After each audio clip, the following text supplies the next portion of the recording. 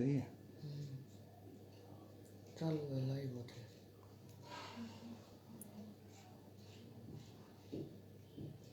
नमस्कार,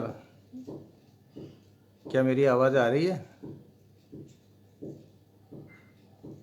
जो कोई जो तो होने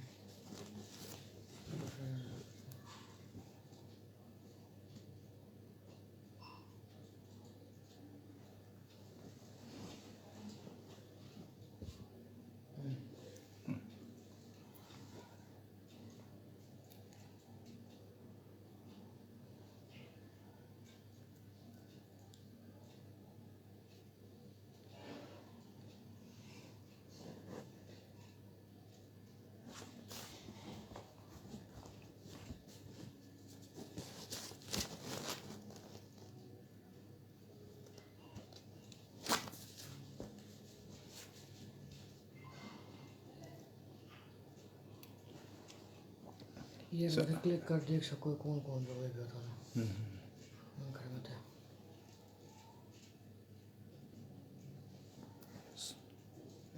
जी स्वागत।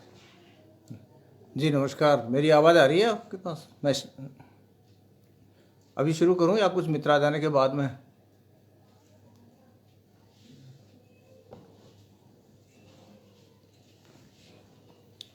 अभी शुरू करना है या कुछ थोड़ी देर रुक जाए, कुछ मित्र और आ जाएं उसके बाद में शुरू है? नमस्कार गोविंद माथुर साहब, नमस्कार।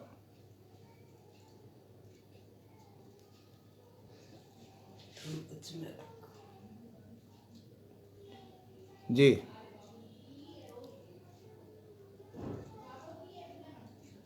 अर्पण जी, मैं क्या शुरू कर सकता हूं या थोड़ा सा रुकना चाहिए अपने को?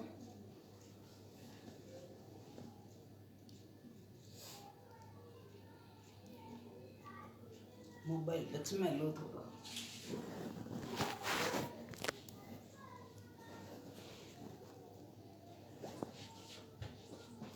जी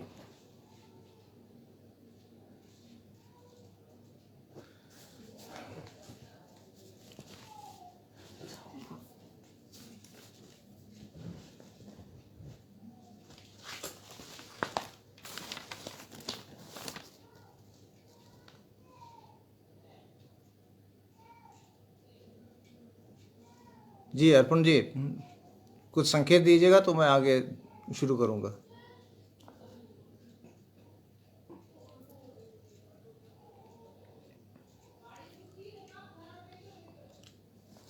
जी जी जी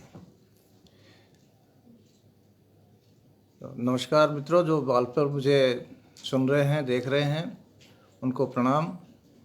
गोविंद माथुर साहब को प्रणाम।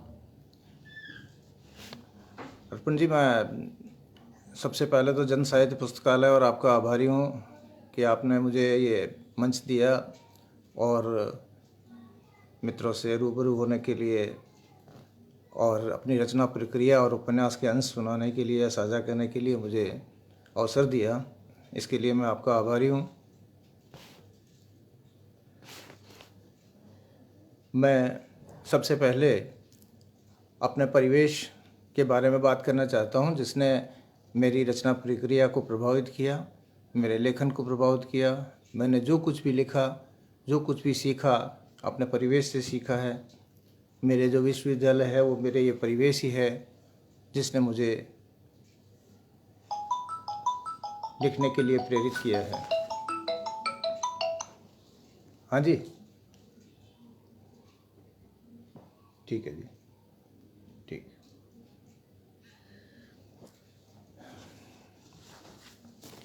तो मैं सबसे पहले अपने परिवेश के बारे में बताना चाहूँगा। और मेरा परिवेश डेजर्ट रेगिस्तान है। मैं जैसलमेर में रहता हूँ, जैसलमेर राजस्थान में, जो थार रेगिस्तान के मध्य स्थित है, जहाँ सोनार किला और हवेलियाँ हैं, रेगिस्तान है, जिसे देखने के लिए लाखों लोग यहाँ आते हैं। और मैं यहीं रहता हूँ, यहीं से अपने साहित्य की साधना करता हूँ। और यही रेगिस्तान और यही स्थापत्य, ये किला, ये हवेलियाँ, ये शहर, यहाँ का परिवेश, यहाँ की संस्कृति, सभ्यता और यहाँ की भाषा, यहाँ के लोग मुझे प्रेरणा देते हैं। उन्हीं के लिए मैं लिखता हूँ और उन्हीं को लिखता हूँ।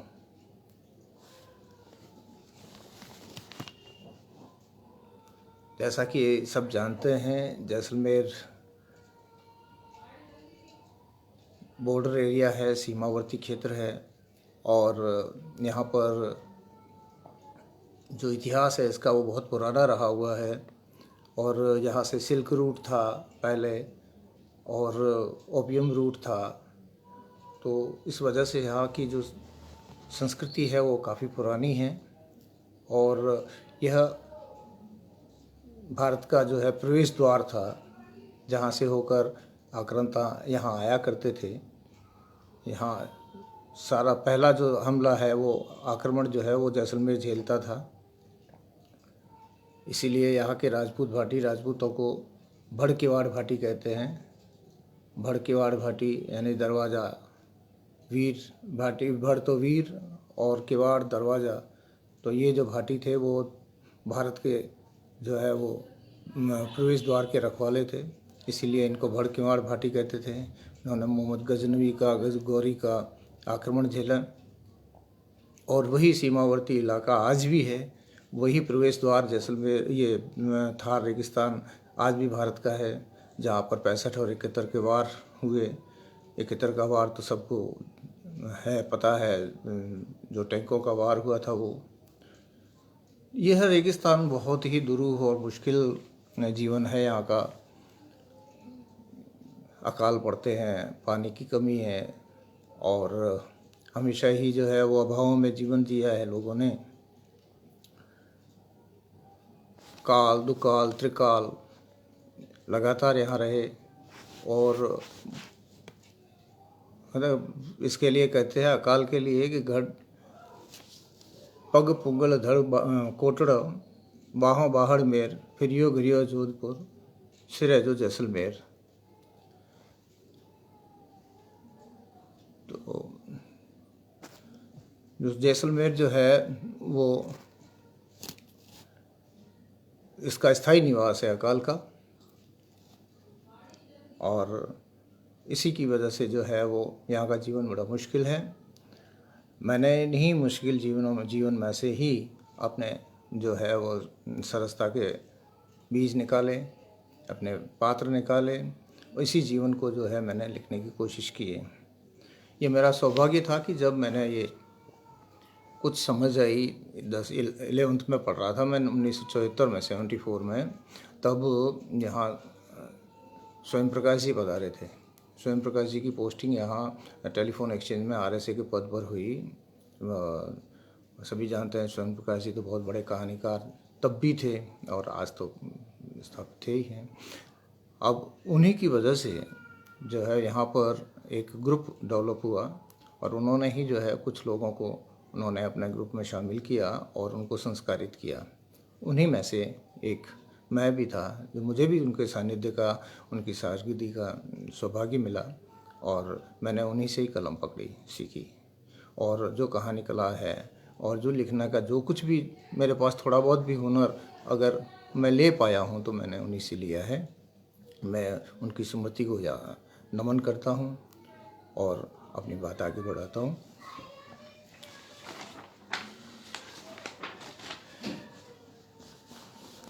ये जो उपन्यास के लिए बात हो रही थी, दीवान सालम सिंह उपन्यास जो मैंने लिखा है, ये एक ऐतिहासिक उपन्यास है और इस उपन्यास में इतिहास के कई जो है प्रसंग इसमें शामिल किए हुए हैं।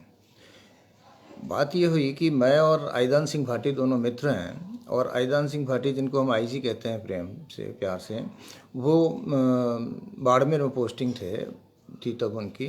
वो अक्सर जैसलमेर आया करते थे, तो वो मेरे घर पे ही रुका करते थे। तो हम लोग छत पर जब रहते तो वहाँ से हम देखा करते थे सोनार किले को। तो दिन रात वो जब भी बैठते तो वो उसको मुग्ध भाव से देखा करते थे। देखता तो मैं भी तो रोज़ ही था, लेकिन जिस चीज़ को रोज़ देखेंगे उस पर मुग्ध तो नहीं हुआ जा सकता ना, लेकिन अच्छा लगता था। उनको वो तो मुग्ध हुआ होकर देखा करते थे। तो मैंने एक दिन उनसे बात किया, आई जी बाकी सब स्थानों पर, सब जगहों पर, राजाओं के भी, राजघरानों पर भी और इलाकों पर भी जो, और उनकी ऐतिहासिकता पर भी खूब सारा लिखा गया है। उपन्यास लिखे गए, कहानियाँ लिखी गई, नाटक लिखे गए, लेकिन हमारे इतिहास प्रसंगों पर और सांस्कृतिक प्रसंगों पर जैसलमेर के इस थार रेगिस्तान में नहीं लिखा गया कुछ भी, बहुत कम।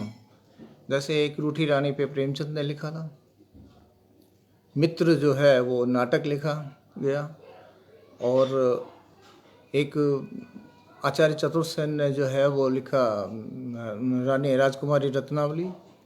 इसके अलावा किसी ने कुछ ज़्यादा लिखा नहीं इसके ऊपर, तो क्यों नहीं हमें इस पे लिखना चाहिए। तो उनको बात अच्छी लगी, जची उनको, क्योंकि ये जो दुर्ग है वो उन्हीं के पूर्वजों का बनाया हुआ है, तो उनको लगता था कि ये तो पूर्वजों से उन्नत होने के लिए एक अच्छा मौका है। तो हमने फिर तय किया कि हम जो है इस पे लिखेंगे। दुर्ग के साथ साथ जो परिवेश है, इतिहास तो है ही है, साथ में परिवेश को भी हम इसमें शामिल किया करेंगे। जब हम ऐतिहासिक कुछ भी लिखते हैं, कोई उपन्यास या कहानियाँ लिखते हैं, तो उसमें जिम्मेदारियाँ कुछ ज़्यादा बढ़ जाती है साहित्यिकता से, क्योंकि साहित्य में तो थोड़ा सा व्यक्ति जो है वो फ्री होता है, कुछ भी उसमें वो शामिल कर सकता है, ले सकता है, अपनी तरीके से उसमें द्वंद्व वगैरह सब डाल सकता है। लेकिन जो ऐतिहासिक व्याख्यान है, आख्यान है, उसकी तो लीक फिक्स होती है, एक लकीर है, उस लकीर को तो आप बदल नहीं सकते, उसके आसपास आप घूम सकते हैं, लेकिन आपको जाना उस लकीर के साथ साथ है। तो अच्छा, साथ साथ में ये एक और चीज़ थी कि हमें जो है उस परिवेश का, वहाँ के रीति रिवाज, उस समय के जो है भाषा, मुहावरे और परिस्थितियाँ, राजनीतिक परिस्थितियाँ, उन लोगों के बारे में सब कुछ मालूम होना चाहिए, तभी हम ऐतिहासिक उपन्यासों पर न्याय कर सकते हैं। इस मामले में हमारा जो है सौभाग्य था कि हम लोग वहीं के रहने वाले थे, और हमें यहाँ के रीति रिवाज, यहाँ के सब कुछ नेचुरल हम ये इसी से वैसे गुजरे हुए हैं। तो हमने जो है ये तय कर लिया, और हमने ये तय किया कि मध्यकाल से पहले का आईजी लिखेंगे और मध्यकाल के बाद के इतिहास पे मैं लिखूँगा। तो उन्होंने, आईजी ने लिखा शौर्यपथ, जो मध्यकाल से पहले का था, और थार की गाथाएँ और सांस्कृतिक गाथाएँ आईजी ने लिखी, और मैंने जो है वो उपन्यास दीवान सालम सिंह पे उपन्यास लिखा है। इसको चुनना इसीलिए ज़रूरी हो गया कि ये जो समय था, क्योंकि आप रनवासों का, इनका षड्यंत्रों के ऊपर लिखना है तो वो महत्वहीन है, उस पर लिखना कोई महत्वपूर्ण नहीं है।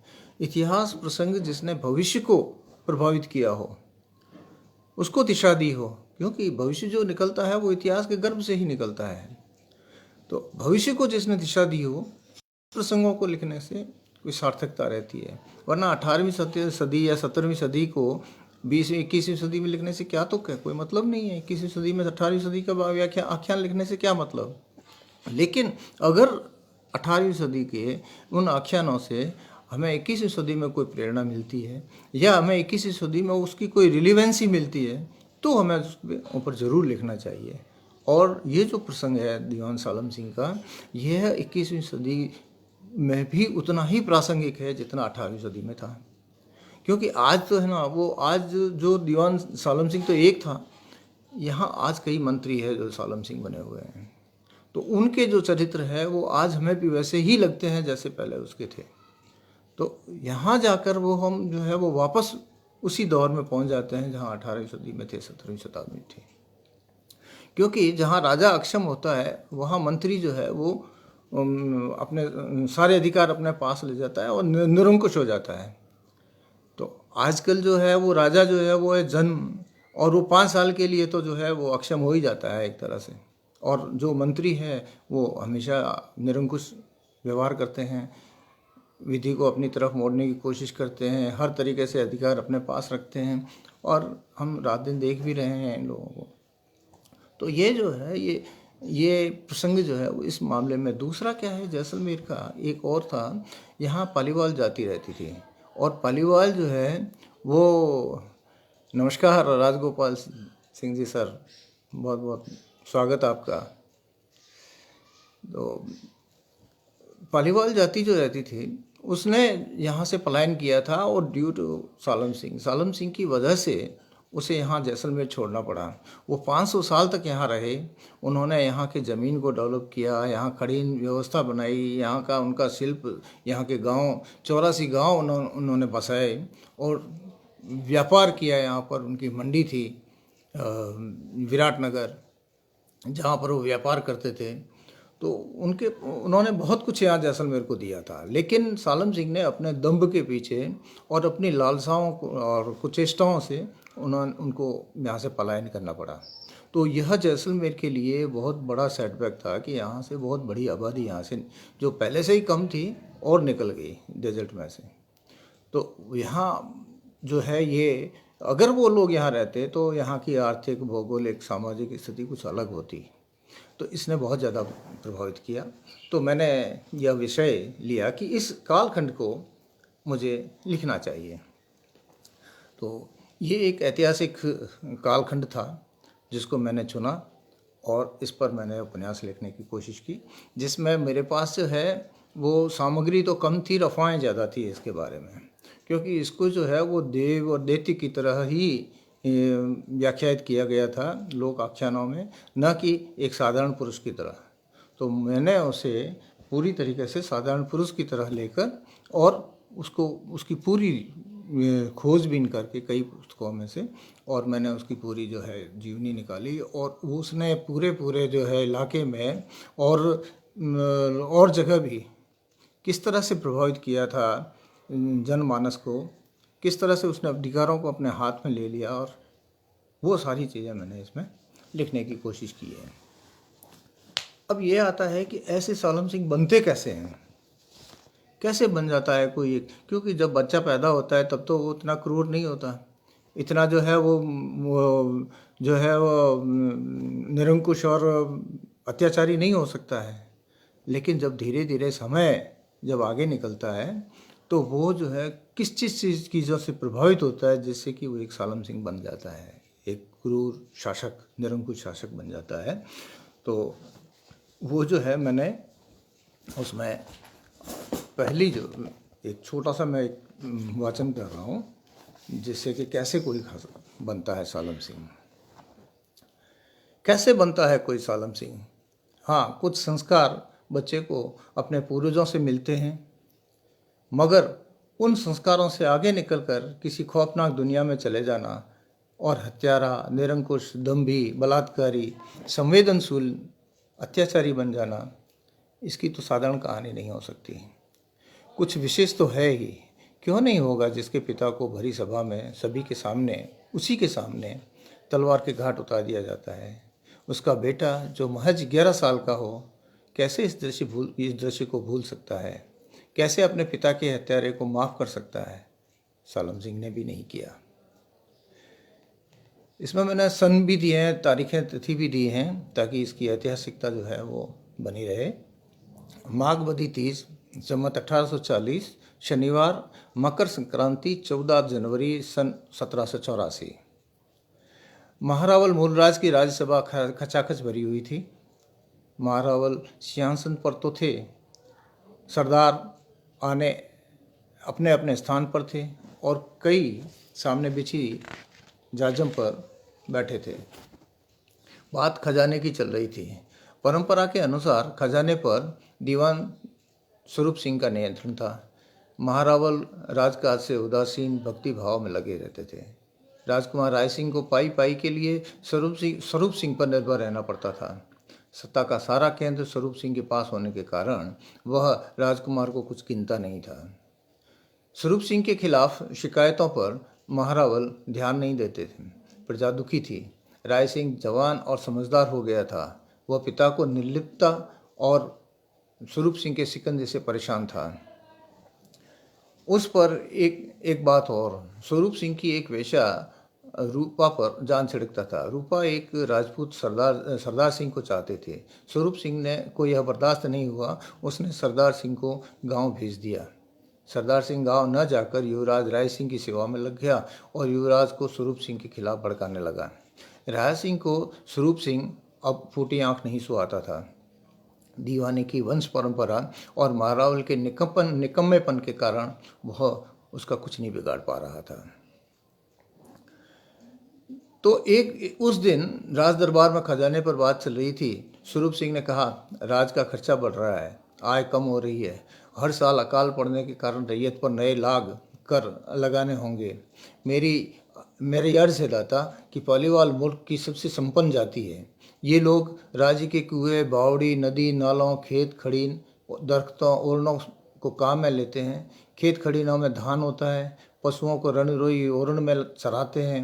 बराड़, बंगाल से सिंध और फारस तक व्यापार करते हैं। ऐसी संपन्न प्रजा के रहते हुए राजकाज में तकलीफ होना अच्छा नहीं है। आज तक इस पर कोई कर लागू नहीं है। ऐसी स्थिति को देखते हुए मेरा सुझाव है दाता कि पाली वालों पर लाग लागू किया जाए, जिससे राजकाज में सुविधा हो। दीवान स्वरूप सिंह ने बात समाप्त की तो थानवी मोतीराम उठे। उन्होंने कहा, दाता के हजूर में अर्ज है कि अव्वल तो पालीवाल ब्राह्मण है। फिर वे जब सम्मत 1313 में यहाँ पाली से युद्ध लड़कर आए तो महारावल कर्ण ने इस थोड़े न्योरे से यहाँ बसाया कि इस सूनी और सूखी धरती को सरसब्ज करें। आने वाली पीढ़ियाँ उनसे लाग नहीं लेगी। इस तरह पूर्वजों के वचनों को जुटलाना ठीक नहीं है हुक्म। बाकी दाता की मर्जी। दाता, राज खर्च बढ़ रहा है, खजाना खाली पड़ा है, लाग तो लगाना ही होगा।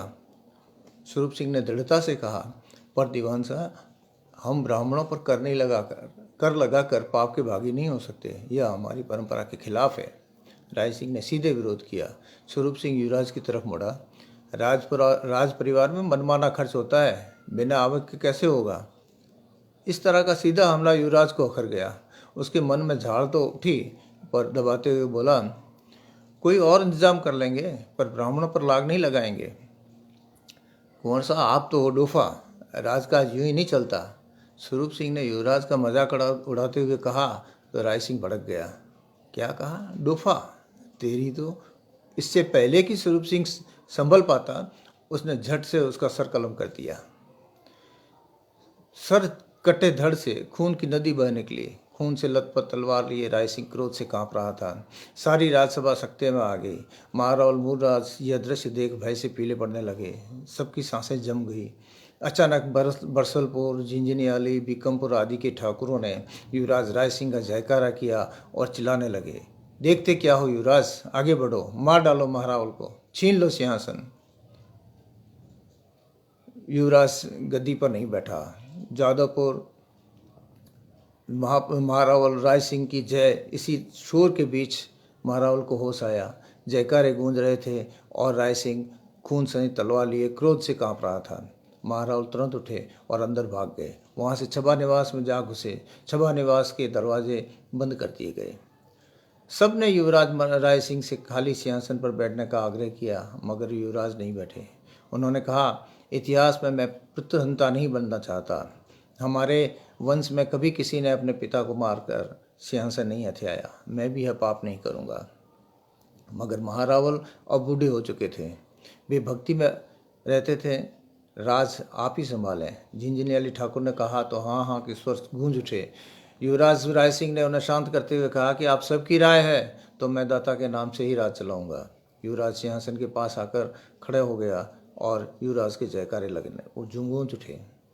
यह सारा दृश्य एक 11 वर्ष का छोटा सा बच्चा देख रहा था, जिसके पिता को भरे दरबार में सर काट दिया गया था और खून से लथपथ सर कटी लाश जमीन पर पड़ी थी। हत्यारा सरेआम नंगी तलवार लिए सिंहासन के पास खड़ा था। उसी हत्यारे के जयकारे गूंज रहे थे। छोटे से सालम सिंह के दिमाग में यह दृश्य स्थायी स्मृति के रूप में कैद हो गया। यही वह दृश्य था जिसने उसे सोचने के ढंग को बदल दिया। वह उम्र भर उस दृश्य को भूल नहीं पाया। सपने में भी उसे पिता की सरकटी लाश और खून सनी नंगी तलवार लिए क्रोध से कांपता हुआ राय सिंह दिखाई देता। इस दृश्य को ने उसे कभी चैन नहीं लेने दिया। इस घटना के बाद जब वह अपने चाचा धीरज सिंह के साथ लौट रहा था, तब सब कुछ बदल गया था। उस समय दिन तांबई और भविष्य अंधकार में हो गया था। मन असुरक्षित, भयभीत और असहाय महसूस कर रहा था। अपनी तरफ उड़ती हर नज़र में या तो सहानुभूति की भीख थी या उपहास का आक्रमण। उसे ज़रूरत थी सुरक्षा कवच की, धैर्य की। चाचा ने सुरक्षा दी, माँ ने धैर्य। उस एक दृश्य ने उसे हिंसक बना दिया। पिता की चिता ने उसमें बदले की अग्नि जलाई। दीवान पिता के कृतज्ञ लोगों ने उनके मन में घृणा और नफरत पैदा की। असुरक्षा, अकेलेपन और शक्तिहीनता ने उसमें मीठा बोलने की धूर्तता भरी। चेहरे पर आए भावों को छिपा लेने और अपने मन की बात किसी से न कहने की सलाहियत हासिल की। इस तरह प्रतिहिंसा का मोह काल बनकर नया सालम सिंह पैदा हुआ। समय और सत्ता ने इस काल को विकराल बना दिया। तो यह जो है सालम सिंह किस तरह से बना, उसकी यह कहानी थी कि किस तरह पहले जो है उसके पिता को सारे दरबार में मारा गया, तभी उसके अंदर जो है इतना आक्रोश और इतनी क्रूरता पैदा हुई। अब ये सालम सिंह जब तक ये रहा तब तक बहुत ही अत्याचारी रहा। इसको हटा नहीं सकते थे, क्योंकि राजा महारावल कर्ण ने जब 986 में एक वचन दिया था इनके परिवार को कि जब तक हम रहेंगे, हमारा राज रहेगा, तब तक आपका परिवार जो है वो दीवान रहेगा। और यह जो है सालम सिंह के पूर्वज थे राणा हमीर झाला हमीर जो है वो पहले वो ये इन्होंने जो है राजा झाला हमीर ने सूंठ तैयार की थी, उगाई थी इसमें खुयाला के खेत में, जिसमें करीब 1 लाख रुपए की उस वक्त की सूंठ तैयार की, जिससे क्या है कि राजा बहुत प्रभावित हुआ। राजा मंद था लुद्रुआ में, और उन्होंने जो है उसको वचन दिया कि मैं जो है ये तुम मेरा, पहले तो ये हुआ कि तुम मेरा जो है वो बन जाओ, दीवान बन जाओ। लेकिन जब वो दीवान बनने के लिए था कि तो उन्होंने ये कहा कि भाई दीवान तो मैं राजपूत दीवान नहीं बन सकता है। तो उन्होंने जो है उसको कहा कि तुम जो है अपना जाति बदलो और जो अभी दीवान है उसकी बेटी से शादी कर लो। उस वक्त मल राजा वो थे, दीवान मल थे, पुरुषोत्तम दास मल। उनकी बेटी राधा से उन्होंने जो है उसका विवाह करवाया, और फिर उन्होंने एक रुका उनको लिख के दिया कि जब तक मैं हूँ या मेरे वंशज हैं, तुम्हारे वंशज दीवान रहेंगे। क्योंकि उसने बताया कि मैं जातिच्युत हो जाऊंगा, अभी तो आप दीवान मुझे बना देंगे, लेकिन मेरे जो है पूरी जाति जो है बढ़िया बन जाएगी राजपूत से। लेकिन जब आगे की पीढ़ियां जो है वो मुझे माफ़ नहीं करेगी कि मैंने जो अपनी जाति छोड़ दी अपने एक छोटे से स्वार्थ के लिए। तो उन्होंने लिख के दिया कि मेरी पीढ़ियां जब तक शासन करेगी, तुम्हारी जो है वो जनरेशन, तुम्हारे जो लोग हैं वो उसमें रहेंगे, दीवानी में रहेंगे। और यह प्रथा जापान में शोगुन प्रथा है, वहाँ भी इसी तरह से राजा के वंशज राज करते हैं, तो दीवान के वंशज हमेशा दीवानी करते हैं। ये हालांकि ये उसका आपस में कोई संबंध नहीं है, लेकिन वहाँ भी ऐसी है व्यवस्था है, जो कि यहाँ जैसलमेर में भी थी। ये अलग अलग है, लेकिन आपस में इस तरह से इसको जुड़ा गया था। तो ये जो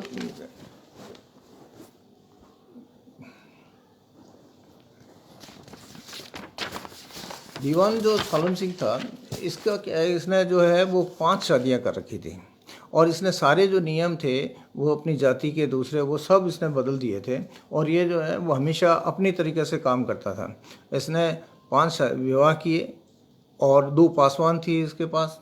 तो इस तरह से ये एक पूरा जो है यह लंपट व्यक्ति था, और इसके अत्याचारों से तंग आकर, इसके अंधकार से तंग आकर छोटी छोटी चिंगारियाँ इसके खिलाफ उठती थी जुगनुओं की तरह, और वो विरोध के स्वर जो है वो हमेशा जो है वो इसको दंश तो देते थे, लेकिन वो इसको ख़त्म नहीं कर पा रहे थे। तो इसी तरह का एक जो है एक और उदाहरण मैं इसमें से बताऊँ आपको, कि राजा और राज, इसकी जनता को चिंता करनी चाहिए। ये उस वक्त भी उन्होंने जो है वो सोचा था।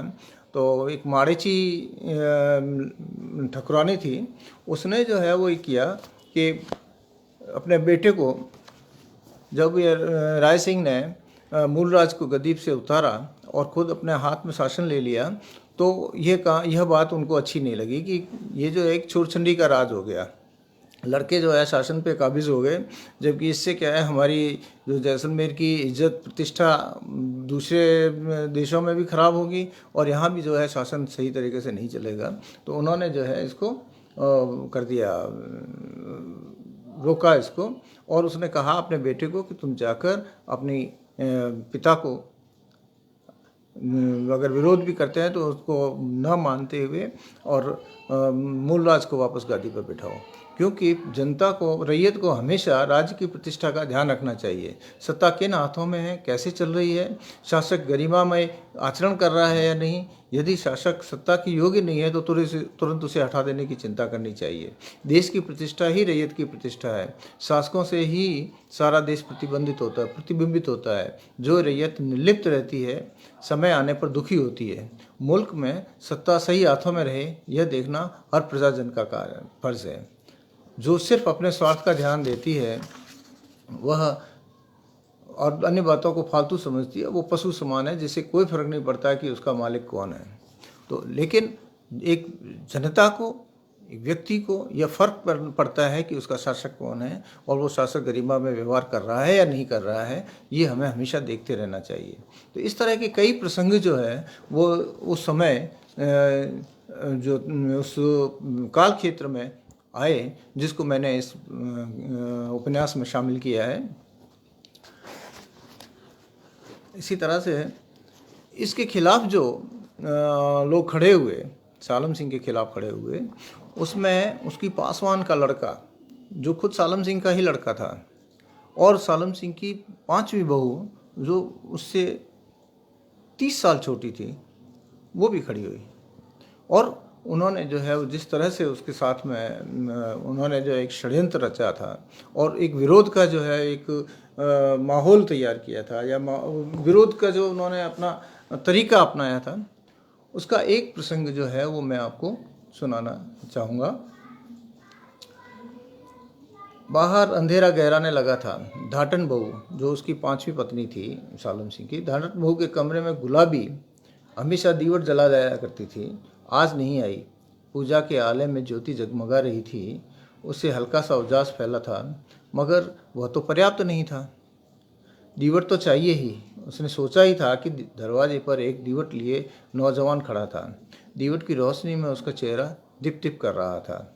नई नई मौसर फूटता चेहरा, माथे पर हल्की सी पसीने की बूंदें, गोरा रंग, ऊंचा माथा, कद काठी में लंबा चौड़ा। धाटन बहू को अंधेरे में उजाले का दिया लिए सबसे सामने खड़े नौजवान कोई सपना सा लगा।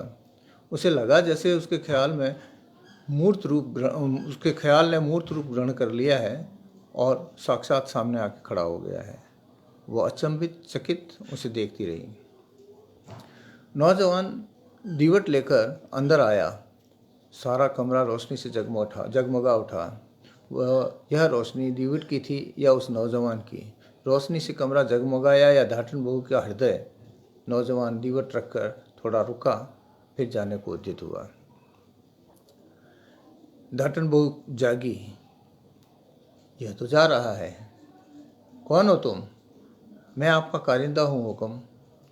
आज गुलाबी नहीं आई, उसकी तबीयत ठीक नहीं है, मुझे उसी ने भेजा है हुक्म। तुम कब से यहाँ काम करते हो? मैंने तो तुम्हें पहले कभी नहीं देखा, मैं आज पहली बार आया हूँ। गुलाबी मेरी नानी है, मैं कस्तूरा का बेटा हूँ। क्या नाम है तुम्हारा? धाटन बहू को लगा जैसे खुद लीलाधर रूप धरकर उसके सामने आ खड़ा हुआ हो। उसकी आवाज़ बहुत मधुर थी। वह चाहती थी कि उससे बातें करे। क्या नाम है तुम्हारा? मेरा नाम कोजा है। कोजा? यह भी कोई नाम है? गुलामों के यही नाम होते हैं। गुलामी खुद कोजी होती है, तो गुलाम कोजा क्यों नहीं होगा हुक्म? बातें बहुत अच्छी करते हो। तुम लोग अपनी मेहनत का खाते हो। कोजे वे हैं जो तुम्हें गुलाम बनाते हैं। आज से तुम मेरे पास रहोगे। गुलाबी आए ना आए, तुम मेरा काम करोगे, समझे? हम लोग तो इस हवेली की पीढ़ियों से गुलाम है हुक्म। आप काम का कहेंगी तो आपका काम करूँगा, कोई और कहेगा तो उसका करूँगा। नहीं, तुम सिर्फ मेरा काम करोगे, मैं गुलाबी से बात कर लूँगी, जो हुक्म। कोजा धीरे धीरे चलता हुआ कमरे से बाहर चला गया। दीवट अभी जल रहा था, मगर धाटन बहू को लगा जैसे रोशनी वो अपने साथ ले गया, मगर वह गहरा अंधेरा उसके दिल में नहीं था। हल्की टिमटिमाती रोशनी जल चुकी थी, जो उसे खूब महसूस हो रही थी। धाटन बहू ने गुलाबी से कोजा को उसी की सेवा में लगाने का हुक्म दिया। गुलाबी खुश थी। उसका जो है वो था, तो उसकी माँ जो थी कस्तूरी, उसको ये अच्छा नहीं लगा। उसने जो है एक दिन उसको कहा कि कोजा, तेरा धाटन बहू से ज़्यादा मेलजोल अच्छा नहीं है। क्यों माँ, क्या हुआ? कोजा को माँ की बातों में ध्वनि आशंकित कर गई। देखो, मैंने दुनिया देखी है, तेरे तौर तरीके मुझे अच्छे नहीं लग रहे हैं, तू अभी से समझ जा।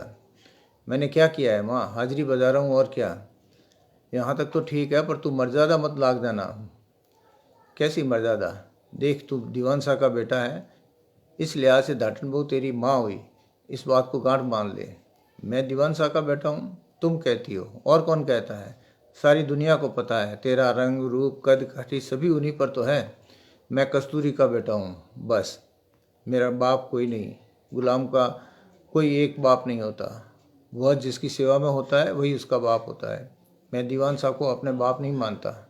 तेरे मानने न मानने से खून बदल नहीं जाता। तू उनका अंश है, यह सच है। मैं तेरा बेटा हूँ और तेरी गुलामी का अंश हूँ। क्या सालम सिंह ने तुझे अपनी पत्नी बनाया? कभी मुझे बेटा बनाया? नहीं, तुम उसके रखेल हो और मैं एक रखेल का बेटा। मैं तो उसकी अय्याशी का नतीजा हूँ। एक झन्नटेदार तमाचा कोजा के गाल पर पड़ा। कोजा ने मुंह उठाया। कस्तूरी की आंखों में धारदार आंसू बह रहे थे। तुमने मुझे मारा माँ, यह तुम्हारे अंदर का गुस्सा फूटा है। ये गुस्सा मुझ पर नहीं, उन तमाम अय्यास लोगों पर फूटना चाहिए जो तुम जैसी देवियों को रखेल बनाकर मुझ जैसे गुलाम पैदा करते हैं। आज मेरे मन को तुम्हारे थप्पड़ ने एक मकसद दिया है। मैं बदला लूँगा, उस सालम सिंह से बदला लूँगा। तो इस तरह के जो विरोध के स्वर जो है वो अपने अपने तरीके से उसके खिलाफ उठते रहे हैं, और वो जो विरोध था वो धीरे धीरे धीरे धीरे अंदर ही अंदर पक रहा था सबके खिलाफ। लेकिन सालम सिंह ने अपने जो अधिकार है वो अपने पास इतने अधिक तरीके से इस तरह से ले लिए थे कि उसने अपने सारे विरोधियों को ख़त्म कर दिया था। कोई जो जो मैं है जो पास में वो नेतृत्व नहीं था कि वो किसके पास जाए, क्योंकि इसने पूरे राजपूतों को, दूसरे जो इसके जो योद्धा थे उन सबको इसने ख़त्म कर दिया।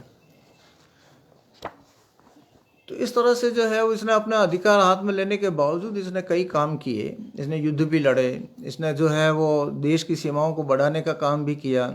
अलग एक किला जो था किशनगढ़ किला इसने ख़रीदा, उसको भी जैसलमेर में शामिल किया। इस तरह के भी काम किए इसने। लेकिन मूल जो काम था इसका वो ये था कि अय्याशी करना और साथ साथ में अपने विरोधियों को ख़त्म करना और सारे शासन इस तरह से करना जैसे राजा हो। चूँकि ये जाति से ब्राह्मण नहीं, राजपूत नहीं था, मनिया था, इसलिए राज तो ये गद्दी पर तो नहीं बैठ सकता था, क्योंकि ऊपर अंग्रेज़ों का भी शासन था और साथ में जो पड़ोसी राजा थे वो राजपूत राजा थे, वो इसको कभी स्वीकार नहीं कर सकते थे। इसलिए इसने गद्दी पर नहीं बैठ के और अपना अधिकारों से इसको हासिल किया, अधिकार सारे हासिल कर लिए अपने पास में। इसी तरह इस उपन्यास में मैंने जैसलमेर की संस्कृति और यहाँ के रीति रिवाजों को, यहाँ के जो मुहावरों को इसमें शामिल करने की कोशिश की है। एक प्रसंग है उदयपुर का, जिसमें क्या है कि यहाँ जब इसकी डेथ हो गई, ये मूलराज का निधन हो गया और उसके बाद में राजा महारावल गज सिंह को बिठाया गया गादी पर। वो भी जो है वो सालम सिंह का ही की वजह से ही हुआ, और उसने सारे दूसरे लोगों को हटाकर दूसरे जो उसके पोते थे, गज सिंह के बेटे पोते, उन सबको एक तरफ करके और गज सिंह को उसने गद्दी पर बिठाया। गज सिंह का विवाह जो है उसने उदयपुर महाराणा के यहाँ तय करवाया, और उस विवाह का कुछ दृश्य है, क्योंकि यहाँ के जो लोग थे वो बहुत स्वाभिमानी थे और राजा भाटी राजा तो वैसे भी बहुत ज़्यादा स्वाभिमानी थे। तो उन्होंने जो है वो कभी भी वो अपनी मातृभूमि के खिलाफ कुछ सुन नहीं सकते थे। तो मैंने उसी एक प्रसंग को आपके सामने प्रस्तुत करने का विचार किया है कि मैं जो है वो भरी सभा में जहाँ पर सारे राजा महाराजा वगैरह सब बैठे होते हैं और डेजर्ट का, इस रेगिस्तान का जो है मजाक उड़ाया जाता है, तो वो किस तरह से खड़ा हो जाता है अपनी मातृभूमि के लिए, वो एक दृश्य जो है वो मैं आपके सामने प्रस्तुत करना चाहता हूँ। सालम ने उदयपुर के महाराणा भीम सिंह के पास सन 1820 में प्रस्ताव भेजा।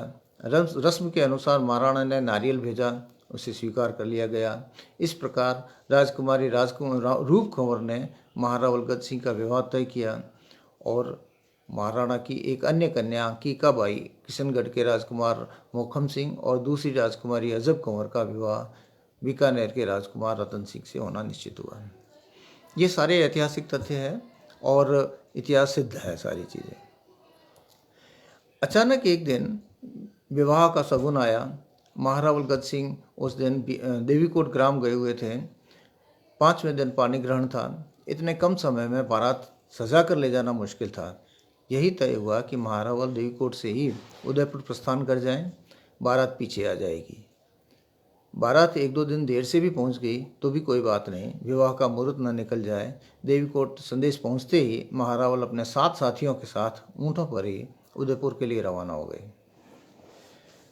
महारावल मुहूर्त से 2 दिन पूर्व अपने 7 साथियों के साथ उदयपुर पहुंचे। सारा शहर दुल्हन की तरह सजा हुआ था। जगह जगह स्वागतदार द्वार बने हुए थे, बंधनवार सजे थे। नगर के प्रमुख रास्तों पर बारात के स्वागत में फूलों की छतें बनाई गई थी। रास्ते में कलियां बिखरी हुई थी। रात्रि में दीप मालाएं जगमगा रही थी। जगह जगह मंगल गीत गाए जा रहे थे। फूलों से सजी नावें झील में तैर रही थी। सारा वातावरण पलक पहाड़ी बिछाए खड़ा था। बीकानेर और किशनगढ़ के कई बारातियों के साथ सजी धजी बारातें शहनाइयों और नौबत बाजों के साथ पहुंची। उनका जनता ने भव्य स्वागत किया, मगर जैसलमेर के महारावल बिना गाजे बाजे के चुपचाप आ गए थे। न बारात न शाही शानो शौकत, सिर्फ 7 ऊँट, उन पर 7 बाराती, वह भी कोई बारात है।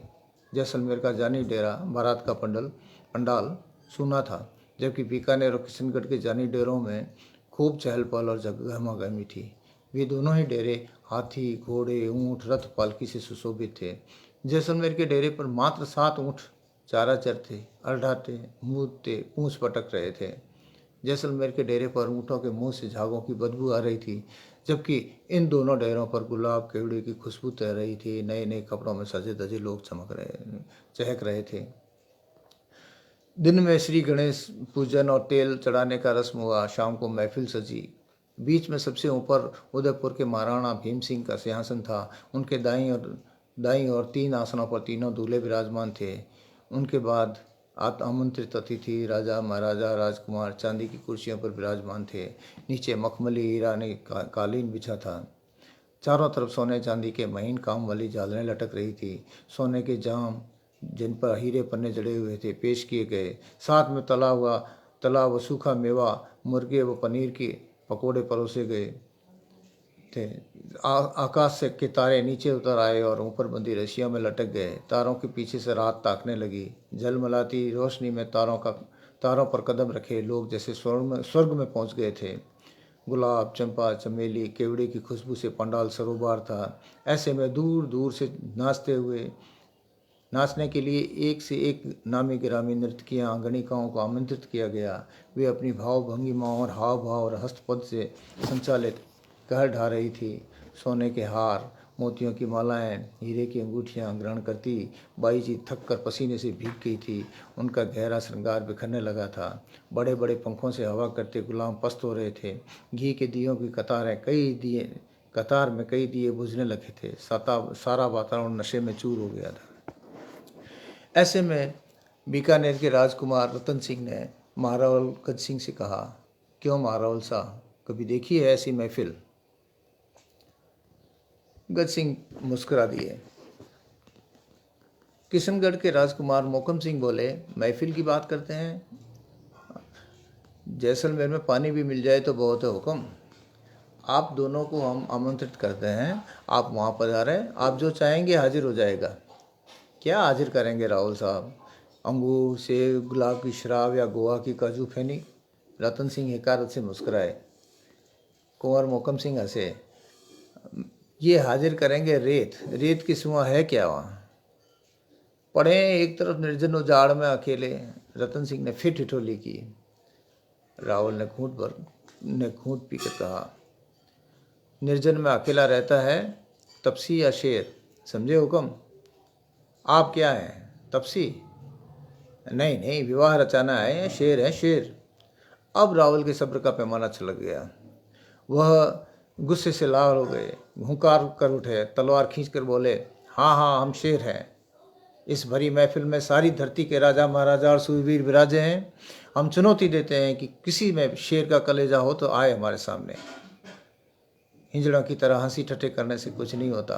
राजपूत का खून है तो जुबान से नहीं, तलवार से मुकाबला करें। सारी महफिल में खलबली मच गई। गणिकाएं बाइयों की गोद में जाकर कांपने लगी। साजिदों के साज थम गए। कई लोगों के हाथ से जाम छूट गए। गुलामों के पंखे थम गए। तारों और दियों का सारा प्रकाश राहुल के चेहरे पर केंद्रित हो गया। राहुल की नंगी लपलपाती तलवार कौंध रही थी। क्षण भर को सभी कुछ थम गया। महाराणा भीम सिंह को कुछ समझ में नहीं आया, यह क्यों हो गया अचानक। शांत हो जाइए राहुल साहब, क्या बात हो गई? आजकल राजपूत किन्नरों की भाषा बोलने लगे हैं हुक्म, पर हम तो भाटी राजपूत हैं। हम नहीं, हमारी तलवार बोलती है।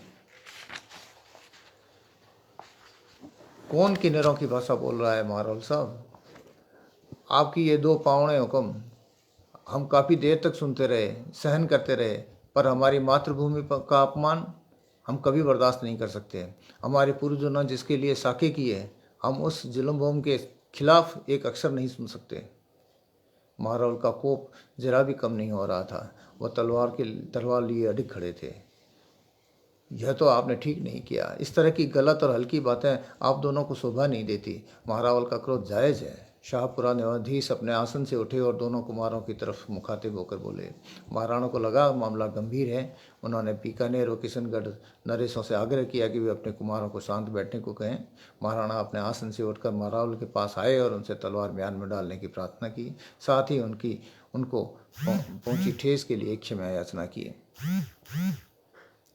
तभी महारावल ने तलवार म्यान में रखी। वे उन्हें अपने साथ ले गए, अपनी बाईं तरफ एक तरफ आसन में बिठाया। तो इस तरह से जो है वो उन्होंने अपना विरोध दर्ज करवाया कि ये जो है वो कुछ भी हो, हम अपनी मातृभूमि के लिए कुछ भी नहीं सुन सकते हैं। तो इसके बाद जो है वो उन्होंने ये तय किया कि जैसलमेर में कुछ है नहीं, तो उनकी जो मामा थे, लड़की के मामा, उन्होंने ये कहा कि जैसलमेर में हमने सुना है कि दीवान सालम सिंह लूट रहा है और वहाँ पर तो कुछ है ही नहीं। इसका प्रमाण दीजिए, तभी हम अपनी भांजियों का शादी वहाँ करने देंगे आपको विवाह, क्योंकि हमने सुना है कि वहाँ खजाना नहीं है, सब कुछ लूट चुका है। तब उन्होंने महारावल ने कहा कि मैं एक पत्र लिख के देता हूँ। एक साधारण व्यक्ति जो कुलधरा में रहता है, पालीवाल, उनके नाम से आप वहाँ जाकर उनसे अपनी मर्ज़ी से जितना रुपया चाहते हैं आप उसमें भर दीजिए और आप वहाँ से पैसा उठा के ले आइए। वहाँ वो देगा ना, वो किसी और के पास जाएगा, वो अपने घर से निकाल के आपको रुपया दे देगा। तो वहाँ पर उन्होंने एक रुका लिखा और उसके बाद उसमें जो रकम भरी गई वो 1 लाख मोहरों की भरी गई। तो 1 लाख रुपए जो थे, 1 लाख रुपए का जो रकम भरी गई, वो इनको पता था कि ये इतनी रकम तो भरेंगे ही, लेकिन फिर भी वो रकम वहाँ होगी, 1 लाख मोहरें हैं। तो वहाँ से ऊँट गए, वहाँ ये घोड़े लेकर और वो हलकारे गए कुलधरा में, और कुलधरा में वहाँ स्वरूपलाल पालीवाल थे। उनसे उन्होंने जो है जाके जिसके ऊपर ये लड़का लिखा गया था, उनसे वो रकम लेके आए और स्वरूपलाल पालीवाल ने उनको ये बताया कि मोहरें तो लिखिए, लेकिन किस राजा की या किस बादशाह की मोहरें आपको देनी है, कौन सी देनी है, वो हमें बताइए। तो उन्होंने जो भी थी उसमें उनमें से वो 1 लाख मोहरें लेके वो वापस आ गए और वापस आने के बाद में जाके उनके सामने दिया, महाराणा साहब के सामने। तो महाराणा साहब ने जब कहा कि अब ये तो सब एक तरह की बातें हैं, आप इसको वापस ले जाइए रकम, तो महाराजा ने कहा, महारावल ने कहा कि मैं इसको जैसलमेर वापस नहीं ले जाऊंगा, आप कहीं रखिए, दान दीजिए, कुछ भी दीजिए, और हमारी जो जनता है वो इतनी संपन्न है कि हमें किसी तरह के खजाने की दूसरे की आवश्यकता नहीं है, वही अपने आप में बहुत पूरा भरपूर है। वही पालीवाल जो है वो बाद में उनको यहाँ से पलायन करना पड़ा, और उसी सालम सिंह की वजह से पलायन करना पड़ा। लेकिन ये जो था सालम सिंह का, सालम सिंह पे वार किया था आना भाटी ने। आना भाटी इनका अंगरक्षक था, और वो अंगरक्षक इनके पास में कैसे पहुंचा उसकी एक छोटा सा जो है बिंब मैं आपके सामने इसमें से प्रस्तुत करना चाहता हूँ कि वो आना भाटी से किस तरह से मुलाकात हुई और किस तरह उन्होंने उसको अपना अंगरक्षक बनाया। अगले दिन महाराणा भीम सिंह ने अपनी पुत्रियों कीकाबाई का कुंवर मोकम सिंह किशनगढ़ से और अजब कंवर का कुंवर रतन सिंह बीकानेर से तथा रूप कंवर का महारावल गज सिंह जैसलमेर से विवाह कर दिया। महल के बीचों बीच चौक में महारावल गज सिंह और रूप कंवर की चंवरी थी। रूप कंवर सबसे छोटी राजकुमारी थी, इसलिए उनकी रस्में सबसे बाद में की गई। अन्य दोनों राजकुमारियों की वैवाहिक रस्में समाप्त कर महाराणा उस चौक में आए और नव दंपतियों के आसन भी इसी चौक में लगाए गए। जैसलमेर के बाराती एक तरफ बैठे थे, दूसरी तरफ बीकानेर और तीसरी तरफ किशनगढ़ के बाराती थे, चौथी तरफ उदयपुर के घराती थे। इस दरमियान वो बारात जो जैसलमेर से आनी थी वो भी आ चुकी थी, और उसके बाद में ये विवाह हो रहा था। तो चौक के चारों तरफ बने महलों के झरोखों और छतों से भीड़ झांक रही थी। सालम सिंह सहित जैसलमेर के सभी बाराती मगन होकर विवाह देख रहे थे कि अचानक एक जूता ऊपर से फिसला। यह जूता सीधा दीवान सालम सिंह की तरफ आ रहा था कि एक तलवार चमकी और पलक झपकते ही जूते के दो टुकड़े होकर दूर जा गिरे। सभी चकित होकर देख रहे थे। सालम सिंह ने कृतज्ञता से देखा, एक वीर नौजवान जो जैसलमेर के खेमे में ही था अपनी तलवार म्यान में डाल रहा था। सालम ने आंखों ही आंखों में उसको धन्यवाद किया। युवक हाथ जोड़े विनम्र हो गया। वैवाहिक रस्में पूरी होने पर दीवान सालम सिंह ने बुजुर्ग होने के नाते चंवरी बरसाने का दायित्व निभाया। एक युवक कपड़े की बड़ी गोथली में सोने की मोहरें लेकर खड़ा हो गया। दीवान साहब दोनों हाथों से मोहरें लेकर चंवरी पर बरसाने लगे। सोने की बरसात देखकर लोग भौचक्के रह गए। पहले तो महाराणा को अच्छा लगा, मगर बाद में उन्होंने देखा कि बड़े बड़े मोजिज लोग सोने की मोहरें उठा रहे हैं। उन्होंने दीवान साहब से इसे रोकने का आदेश निवेदन किया। इससे लोगों की पद मर्यादा पर आंच आ रही थी। मोहरों की उछाल रोक दी गई। रात में अपने वितान में दीवान शाह ने उस युवक को बुलवाया जिसने उसके मान की रक्षा की थी। युवक बहुत फुर्तीला और आकर्षक था। दीवान शाह ने उसे गौर से देखा और नम्रता से पूछा, कौन हो तुम? राजपूत हूँ, खिया राजपूत। क्या नाम है तुम्हारा? आना हुक्म, आना भाटी। तुमने मेरे मान की रक्षा की है। तुरंत बुद्धि और कौशल का प्रदर्शन जो तुमने किया है, मैं उससे अभिभूत हूँ। आज से तुम मेरे अंग रक्षक हो। तुम्हें हमेशा मेरे साथ रहना होगा। तुम्हें मंजूर है? देश दीवान की सेवा करना मेरा सौभाग्य होगा हुक्म। तो अभी जाओ, आराम करो, कल प्रातः आ जाना।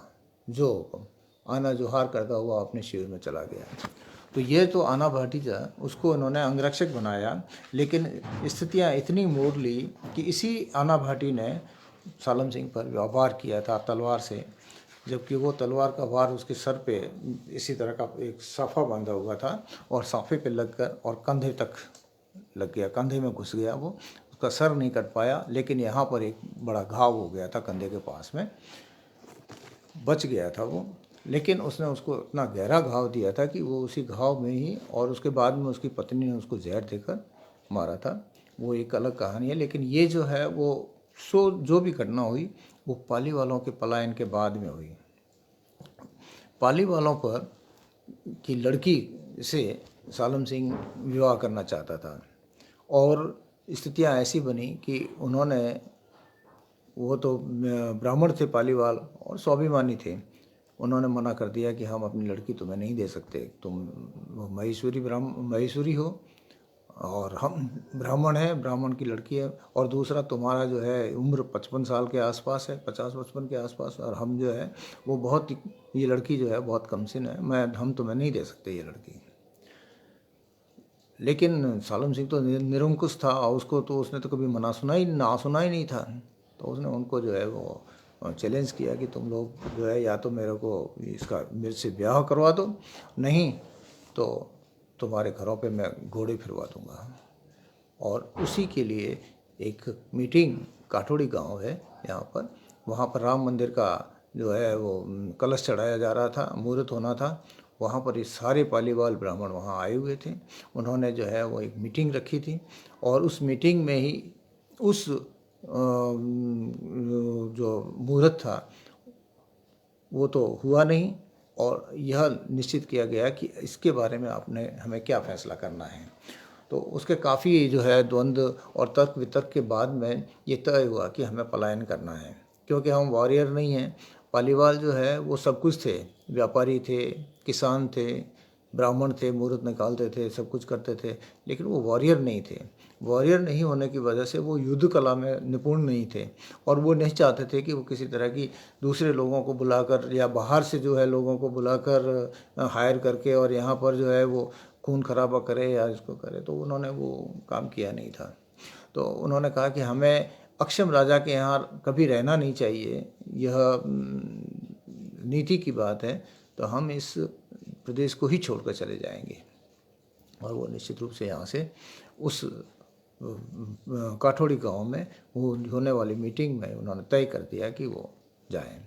तो वो जो उनका पलायन का, उनका तय करने का और उनका पलायन का जो है वो एक दृश्यबंध मैं आपको सुनाना चाहता हूँ। पंडित श्रीधर शास्त्री ने सूनी आंखों से दूर दूर तक देखा। लोगों के तर्क वितर्क ने खुद रास्ता निकाला। उन्होंने फैसले पर मोहर लगाई। मेरे प्रियजनों, इस मंदिर की प्रतिष्ठा नहीं होगी। हम यहाँ मूर्तियाँ भी स्थापित नहीं करेंगे। हम एक सुसंगठित और एक और रोटी खाने वाले लोग हैं। हमारा जीना मरना साथ रहा है और साथ ही रहेगा। उन्होंने दूर क्षितिज को देखा, आकाश धरती को देखा, रुंधे गले से बोले, अगर सभी तो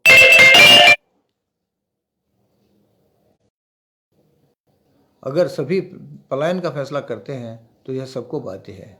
आप सभी अभी इसी समय अपने अपने गांव के लिए रवाना हो जाएं। जो जैसा है जहाँ है त्याग कर कल प्रातः तक इस राज्य की सीमा से बाहर निकल जाएं। उनका गला रुंधने लगा। जब सुबह सिपाही आए तो उन्हें खाली गांवों और सूने घरों के अलावा कोई न मिले। मैं जानता हूँ यह आसान नहीं है। अपना घर बार जमीन जायदाद त्याग कोई खेल नहीं है। कलेजे पर पत्थर रखना होगा। एक बार फिर पूछता हूँ आपसे, क्या पलायन स्वीकार है? पंडित श्रीधर की आवाज़ भर्रा गई। उनकी आंखों से आंसू बहने लगे। हाँ हाँ, हमें स्वीकार है। सभी स्वर आकाश में गूंज उठा। सूरज ने साक्षी दी। नवनिर्मित मंदिर की इमारत ने सुहागपूर्व विधवा का वेश धारण कर आने वाली नस्लों के लिए इस आवाज़ को दीवारों की बाजुओं में कैद कर लिया। इसकी प्रतिध्वनि सदियों तक दीवारों के बीच सर पटक पटक कर गूंजती रहेगी। पानी का एक लोटा मंगवाया गया, उसमें नमक घोला गया। जितने भी पालीवाल जाति के लोग थे सब ने चल्लू में पानी भर लेकर कसम ली और इस पानी को पी लिया। आज के बाद इस रियासत का पानी हमारे और हमारी नस्लों के लिए हराम है। हम कभी मुड़कर यहाँ नहीं आएंगे। आंसुओं की धाराओं के साथ सभी गले मिले और अपने अपने गांव की तरफ चल पड़े। सांझ होते ही सभी घर पहुंच गए। तब तक गायें दुही जा चुकी थी। दूध भट्टी पर चढ़ाया हुआ था। चूल्हे चेतन हो गए थे। धान की रोटी की खुशबू फैल रही थी। गायों को आगोर में छोड़ दिया गया था। बछड़े खूंटे से बांधे जा चुके थे। पितरों के नाडों और तुलसी ठानों पर अगरबत्तियाँ और दीपक जल रहे थे। बाजरे की रोटी थापती बहू का चूड़ा खनक रहा था। बूढ़ी दादी संध्या पूजा कर बच्चों की झूलों की डोरी खींचती भजन गा रही थी। बा चूल्हे से लाए अंगारों से हुक्का चेतन करने की कोशिश कर रहे थे। घर बच्चों की किलकारियों से गूंज रहा था। काठोड़ी से लौटे लोगों के गांव में पहुंचते ही थोड़ी देर बाद ही सारे गांव में कुकारोला मच गया। बा के हाथ का हुक्का छूट गया। दादी की रुलाई फूट पड़ी। बहू के हाथ से रोटी छूट गई। तवे पे आकर हाथ जल गया। बच्चे जोर जोर से रोने लगे। अड़ोस पड़ोस में गए लोग भयभीत भागते हुए घर आए। उन्हें समझ में नहीं आ रहा था कि वे अब क्या करें। कैसे इस भरे पूरे घर ग्वाड़ खेत खड़ी जर जमीन पूजा पितर छोड़कर चल दें? क्या और कोई रास्ता नहीं निकल सकता? बूढ़े बूढ़े बा की आवाज़ अवरुद्ध हो गई। नहीं, सालम को आप जानते हैं, उसने आज तक समय दिया है, आज तक का समय दिया है। कल सिपाही घरों को रोड डालेंगे। सब ने नमक पानी और चुल्लू में लेकर कसम खाई है, सूर्योदय से पूर्व हम ये रियासत छोड़ जाएंगे। हमें अभी चलना होगा, इसी समय, अभी इसी वक्त। बूढ़ी दादी की सांसें जैसे किसी ने घोंट ली थी। हाँ, अभी इसी समय। यह भरा पूरा घर खेत खड़ीन मवेशी गहने गंठे गूदड़ तप्पड़ क्या क्या ले जाएंगे, क्या छोड़ जाएंगे? यूँ भी कोई जा सकता है? माँ की रुलाई छूटने लगी। वह पगलाई सी पठियाल और कोठे में चक्कर लगा काटने लगी। बा ने कंखार कर कहा, अपना सारा गहना गंठा बांध लो, थोड़े गूदड़ साथ लो, जरूरी कपड़े लते बर्तन भांडे ले लो, बाकी सब छोड़ो। एक बैलगाड़ी और एक ऊँट पर लादे जाए, बस इतना भर लेना साथ। दादी धाड़े मार मार कर रोने लगी। सालम के नाम से उचकारें दे देकर शाप देने लगी। बहू रोती हुई भाग भाग कर सामान बांधने लगी। माँ ने गहने गंठे बांध लिए। जिन गठरियों में माँ कपड़े बांध रही थी, बच्चे उसमें खिलौने भी बांधने की जिद कर रहे थे। माँ उन्हें डांटती, रो पड़ती। रोज रोती रोती माँ आंगन में लौट कर धाड़े मारने लगी। घर धनी ने हिम्मत बंधाई, खुद दीवारों से चिपक कर रोने लगा, जैसे दीवारें नहीं उनकी माँ उसकी माँ हो। बच्चे असमंजस में माँ बाप को रोते हुए देख रोने लगे। थोड़ी देर तक सभी रो चुकने के बाद फिर से सामान बांधने लगे। भट्टी पर चढ़ाया दूध गाढ़ा होकर जलने लगा था, मगर उसकी सुध किसी को नहीं थी। घर धनी ने बैलगाड़ी तैयार की, ऊँट पर पिलान किया। माँ ने सारा सामान बच्चों की मदद से बैलगाड़ी पर जमाया। ऊँट पर लादे बोरों में थोड़ा चारा भरा था, थोड़े बर्तन, उन पर बिस्तर बिछा गासिया किया गया। बच्चे पूछते रहे, हम कहाँ जा रहे हैं, हम कब वापस आएंगे, हम अपना घर क्यों छोड़ रहे हैं? मगर किसके पास थे इन सवालों के जवाब? किसी के पास नहीं, आने वाले नस्लों के पास भी नहीं। घरों से निकलने से पहले दादी पितरों के नाडों के पास गई, हाथ जोड़कर अरदास करने बैठी कि बेहोश हो गई। दादा ने पठियाल के थंभों को बात में लेकर रो पड़े, जैसे वह पत्थरों के थंभे नहीं उसके भाई बंधु हो, जिन्होंने उसके परिवार को पीढ़ियों से शरण दे रखी थी। आज उनसे विदा होते दादा का अंतर फूट पड़ा था। उसने चौक में आकर घर का साष्टांग किया तो खुद उठ नहीं पाया। बेटे ने आकर उठाया और हाथ पकड़कर बैलगाड़ी पर बिठाया। जाने से पहले बछड़ों को खूंटों से खोल दिया, सारा घर खुला छोड़ दिया। अब उस घर पर क्या ताले लगाने जहाँ किसी को रहना ही नहीं है। किसी ने आगोर में बैठी गायों को फाटक भी खोल दी। गायें रंभाती हुई गलियों में दौड़ने लगी। गायों की आवाज़ें सुन उनके बछड़े भी रंभाने लगे। गायें अपने बछड़ों के पास अपने घर आई तो घरों के दरवाजे खुले देख अंदर चली गई। मालिक को ढूंढती वो रंभाती हुई चौक पठियाल और कोठों में घूमती रही। उधर घर से दूर जाते हुए लोग अपने घरों को देखने के लिए अंत तक कोशिश करते रहे। गांव से दूर निकल जाने के बाद पूर्णिमा के चांद की रोशनी में घर की मुंडे ढूंढने लगे। जहां उन्होंने इंतजार में काग उड़ाए थे, उस पर चढ़कर ससुराल जाती हुई बेटी को देखा था।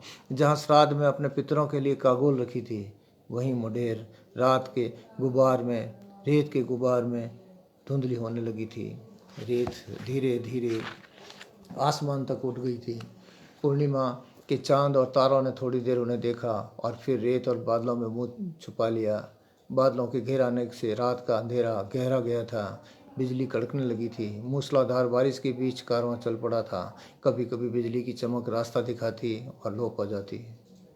सबके साथ आसमान भी रोया, पर ऐसा कोई हाथ न उठा उन्हें जाने से रोकता। उन्हें कहता, तुम इस मरुभूमि को स्वर्ग बनाने वाले कारीगर हो, इस रेगिस्तान को शाप मुक्त कर सरसब्ज बनाने वाले तुम न जाओ।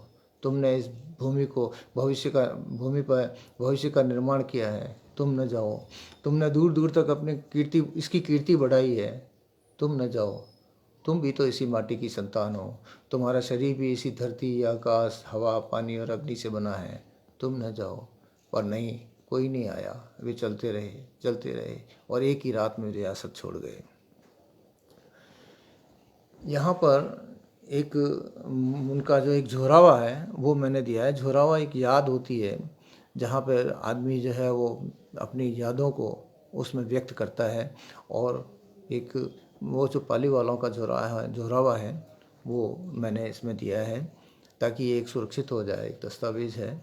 और उसमें है कि रावल मना एक बार जैसणो बता, मतलब रावल में एक बार जैसलमेर दिखा, गरक बसाई गडनी गजनी पारासर दुसोज, मुदगल बसे चित्तौड़ में जद पाली सिरे रोड़, राक्षस वाली रीत कंस अगे कया, पलियों से तोड़ी प्रीत मोते जैसलमेर है। पलियाँ मतलब पाली वालों से तोड़ी की। रावल मना एक बार जैसणो बता, जैसोनेरा डूंगरिया आवे मना याद। जैसलमेर को जैसोना बोलते हैं शॉर्ट में। जैसोनेरा डूंगरिया आवे मना याद, पली रे सिधाया परदेसों, राजा जी सु करे हमें रोस, मुल्क छूटो मुर्दरो, दीजे रे कर्म ने दोष। बामण खेड़ेरी बामणी, खाभेरी हरजाल, खावण मीठेरी बाजरी, लीला रे दड़िया रा तूस, गेहूँ काठा जी खड़ींदरा, बण रूठा रे खडाल, बसड़ा चूंगता छोड़िया, हलिया रे पालीवाल। रावल मनो हड़ो को जैसलमेर जैसोणो बता, जैसोणा रा कुंगरिया आवे मनो घणोड़ा याद, रावल मनो गड़ियाणो बता। गड़ियाणा जैसल गड़ी से तालाब। तो ये एक जोरावा, एक यादगार जो है उनकी थी, वो उन्होंने जाते हुए रोते हुए गाया, और ये आज भी जो है वो मंगनियार लोग इसको गाया करते हैं, एक जोरावे को। तो पाली वालों के गांव में जितनी जाति के लोग थे उन्हीं के साथ वो भी चले गए। अब इनका जो है जिस तरह से ये पीढ़ियों से अपने साथ रहते थे, तो जब ये पालीवाल पलायन कर गए तो इनके साथ में जो सुथार, दर्जी, नाई, सुनार और दूसरी जातियों के जो लोग थे वो भी रहते थे, वो भी उन्हीं के साथ गांव छोड़ के चले गए। ऐसा नहीं है कि पाली वालों पर मुसीबत थी तो सिर्फ पालीवाल जाएं और बाकी वाले अपने घरों में बैठे रहें, ऐसा नहीं हुआ। क्योंकि उनसे उनकी सहानुभूति थी तो वो लोग भी चले गए। और जिनके साथ पीढ़ियों से सुख दुख बांटा वो इस घड़ी में अकेला कैसे कर जाने दे। नाई, सुतार, दर्जी, सुनार, कुमार, चमार, मेघवाल, भील जो भी थे सभी उनके साथ उन्हीं की तरह एक ही रात में भरा पूरा घर, जमीन जायदाद छोड़कर चल दिए। जाने के बाद वह किसी भी जाति का था, अपने को पालीवाल ही बताया। इसका मतलब यह नहीं कि वो ब्राह्मण बन गए, वे वही थे जो वे थे। सिर्फ उस दुखद याद को अविस्मरणीय बनाने के लिए वे पालीवाल बन गए। उस रात को कहीं पता नहीं चला, कहीं पता चला, कहीं नहीं भी।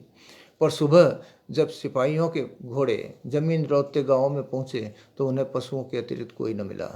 गायें, बछड़े, ऊंट, भेड़, बकरियां अपने मालिकों की तलाश में मिमियाते रंभाते घूम रहे थे। पग बावड़ियाँ, तालाब, पोखर, ग्वाड़, गलियाँ सब सूने, घर खुले और सामान से भरे हुए। अंदर जाकर पुकारा तो ऐसा लगा जैसे अभी कोठे में से निकल कर कोई बाहर आ जाएगा। चूल्हे की राख बुझी भी नहीं थी, पलीने की मटकियाँ भरी थी, पास में लोटा, घड़ा, पाटिया, बाल्टी पड़ी थी। कोठे में कोठारियाँ, कठौतरे, टांडें भरी पड़ी थी। कपड़ों, बिस्तरों, बर्तनों और धान से कितना ले जा सकते थे एक बैलगाड़ी पर। सभी कुछ तो छूट गया था। सिपाहियों ने घोड़ों को गलियों में दौड़ाया, आंगन को रौंदा, किसी ने नहीं ललकारा। लावारिस घरों को लूटा, किसी ने नहीं रोका। मवेशी को लूट ले गए, किसी ने नहीं टोका। समय के साथ साथ घर जर्जर हुए, किसी ने मरम्मत नहीं की। छतें गिरी, अकेली दीवार आसमान में ताकती रही। पड़ोसी गांव के लोग खुदाई वाले सुंदर और बड़े पत्थर उठाकर ले गए। दीवारें ढह गई, आंगन में जाल, बावड़, कैर उग गए, पर खंडरों का इंतजार खत्म नहीं हुआ। एक सन्नाटा जो पलायन के साथ की रात उठी, धूल के साथ कण कण उतर कर जम गया था, चारों ओर आज भी जमा हुआ है, प्रेत की तरह पसरा हुआ। इन खंडरों को आज भी इंतजार है अपनों का, और सन्नाटे को अपनी प्रेत मुक्ति का। सन्नाटा हवा और धूल के साथ गांव की गलियों में तांडव करता हुआ भाग रहा है। तो यह जो है वो पालीवालों के पलायन का दृश्य है। और मेरे ख्याल से अभी 1.25 घंटा लगभग होने को है। इसी का अंत जो है वो मैंने आना की ही एक स्थिति पर किया है कि आना ने जब उसके ऊपर वार किया, उसके बाद में धाटन बहू ने उसको जहर दिया। तो धाटन बहू का भी जो है वो कत्ल उसी के सालम सिंह के लड़के बिशन सिंह ने किया, जिसने दीवानी ली थी सालम सिंह के बाद में। और कोजा का भी उसी ने कत्ल किया। तो राजा को, महारावल साहब को यह बहाना मिल गया कि मैं जो है वो उस परंपरा को और जो ये वचन दिया था मेरे पूर्वजनों कि तुम्हारा ही परिवार जो है वो दीवान रहेगा, उस वचन को तोड़ने का अब मुझे किसी तरह का कोई पाप नहीं लगेगा, किसी तरह का कोई मैं दायित्व नहीं रहेगा, उत्तरदायित्व। तो मैं इसको जो है वो अब इस परिवार को ही यहाँ से हटा देता हूँ अपने दीवानी से। तो उन्होंने उस परिवार से दीवानी ले ली और जो बिशन सिंह था उसको गिरफ्तार कर लिया और दीवानी ईश्वर लाल आचार्य को दे दी, जो उस परिवार से फिर 1000 साल तक लगभग ये दीवानी उनके परिवार में रही और वहाँ से ये दीवानी हटा दी गई। तो अंतिम दृश्यबंध जो है वो मैंने इस तरह से लिखा है कि बिशन सिंह जो सालम सिंह का लड़का था और जिसने उसका हत्या की थी दाटन बहू की और कोजा की, उसको गिरफ्तार किया है। तो बिशन सिंह को उसी जेल की एक कोठरी में बंद कर दिया गया। सारे कैदी हैरत से उसे देख रहे थे। कल का दीवान, आज का कैदी, इस परंपरा का वारिस जिसने 1000 वर्ष तक दीवानी की, सालम सिंह का बेटा जिसके नाम से हवा भी कांप उठती थी, कल तक निरीक्षण के लिए आने वाला, कोतवाल को चांटा मारने वाला, उस पर हुक्म चलाने वाला, आज खुद एक साधारण कैदी। एक कैसी विडम्बना है। महारावल साहब इतने न्याय प्रिय कैसे हो गए कि एक दीवान को किसी की हत्या करने पर आम आदमी की तरह जेल में डाल दे। महारावल खुद भी इन लोगों से तंग आ गए थे। वे इंतजार ही कर रहे थे कि कोई ऐसी बात हो कि मैं इस परंपरा से, इस वचनों से भंग होने के अपराध से मुक्त मिल जाए। आना जेल में अपनी कोठरी में चुपचाप लेटा हुआ था। कुछ दिनों से उसकी तबीयत खराब थी। उसे एक कैदी ने समाचार दिए। वह मुस्कुरा दिया। उसका शरीर बुखार से तप रहा था। कई दिनों से बीमार होने के कारण कृशकाय हो गया था। आंखों के कोए सफ़ेद हो गए थे। सर के बाल और दाढ़ी भी सफ़ेद हो चली थी। चेहरे पर दुख और अत्याचार ने लकीरें बना दी थी, मगर उसके मन की शांति को छू भी नहीं पाई थी। जब से उसने सालम सिंह की मृत्यु का समाचार सुना था, उसे इस संसार से विरक्ति सी हो गई थी।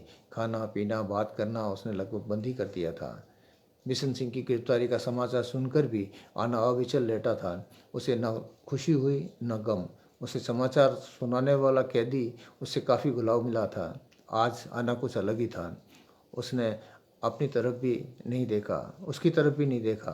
आंखें खोले वह लगातार शून्य में देख रहा था।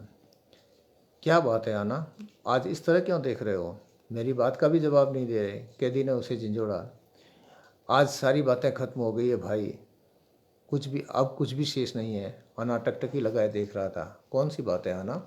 इस जन्म की सारी बातें। अब मुझे अगला जन्म लेना है। अगला जन्म? हाँ, सालम सिंह ने फिर से जन्म लिया है। इस बार कई कई जन्म लेंगे, कई कई सालम जन्म लेंगे। मुझे भी कई कई जन्म लेने होंगे। हर जन्म में मुझे कई सालम सिंहों को मारना होगा। सदियों तक वह सिलसिला चलता रहेगा। सदियों तक वह भी जन्म लेता रहेगा, मैं भी जन्म लेता रहूँगा। फिर नई कहानियाँ बनेंगी।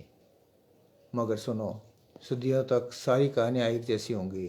बस हम, तुम, शहर, गांव, नाम बदल जाएंगे। कहानियाँ वही होंगी। इन्हीं को सदियाँ दोहराएंगी। हवाएं गाती रहेंगी, सूरज की किरणें बताती रहेंगी और पीढ़ियाँ सुनती रहेंगी। फिर सालम जन्म लेगा, फिर मैं जन्म लूँगा, फिर मैं। आना की आवाज़ टूट गई। कैदी आना को देख रहा था। आना अनंत को देख रहा था। वो फिर से जन्म लेने के लिए चढ़ पड़ा था। तो इस तरह से ये उपन्यास जो है वो पूरा किया गया था, जिसमें कई ऐसे प्रसंग, कई ऐसी बातें, कई ऐसे रीति रिवाज, कई ऐसे दृश्य चित्र जो है वो मैंने इसमें प्रस्तुत करने की कोशिश की है। और मुझे लगता है कि लोगों को ये पसंद भी आया था, क्योंकि यह उपन्यास जो है मैंने पुस्तक रूप में लेने से पहले इसे मरु महिमा एक स्थानीय अखबार था, वहाँ इसको प्रकाशित किया था धारावाहिक रूप से आदरणीय श्याम सुंदर डावाणी जी ने। और उससे क्या है कि यहाँ की प्रतिक्रिया मुझे पता चली, क्योंकि ये जितने भी पात्र हैं ये सब ऐतिहासिक पात्र हैं और इनके जो वंशज है वो अभी भी जिंदा है और अभी भी वो यहीं रहते हैं, मेरे साथ ही यहीं इसी शहर में। तो उनका विरोध, कहीं भी मैं अगर धार से हटता हूँ, इधर उधर होता हूँ या किसी के बारे में कोई भी ऐसा अप्रिय या किसी तरह का कोई अतिरेक से भरा कोई कमेंट्स करता हूँ, तो मेरे लिए मुसीबत खड़ी हो सकती थी। और मुझे उस धार पे चल के ये सारी चीज़ें लिखनी थी। किसी की नाराज़गी, किसी की मेरे को अपमानित करना मेरा न तो उद्देश्य था न कोई बात। और वो मैंने जो है वो मुझे लगा कि मैंने सफलता से कर लिया, क्योंकि मैंने इसको जब ये धारावाहिक प्रकाशित करवाया तभी लोगों ने इसको खूब पढ़ा और सराहा, और वो जो प्रस्तुति दी, वो जो उन्होंने जो पढ़ा था उसको, उसकी प्रतिक्रियाएं जो है मुझे बहुत सकारात्मक मिली। और उसके बाद में उन्होंने सबने यही कहा कि इसको पुस्तक रूप में प्रकाशित किया जाना चाहिए, और मैंने इसके तो ये पुस्तक रूप में प्रकाशित करवाया। ये दूसरा संस्करण है, पहला संस्करण इसका खत्म हो गया था, दूसरा संस्करण है इसका। तो मित्रों, ये सालम सिंह की जो है कहानी थी, और जो मैंने आपके सामने प्रस्तुत की है। आपके कोई कमेंट्स हों, किसी तरह का कोई प्रश्न हो तो आप मुझे बताएं, तो मैं ज़रूर जो मुझे पता है मैं उसका जवाब देने की कोशिश करूँगा। बाकी अंकिता दुबे, अनु जी, शेखर त्रिपाठी जी, गिरधर भाटिया, शिवचरण जी, शिवा साहब, राजगोपाल जी, वर्मा साहब, धन्यवाद आपको। और जाम साहब प्रणाम, और शैतान सिंह जी सब।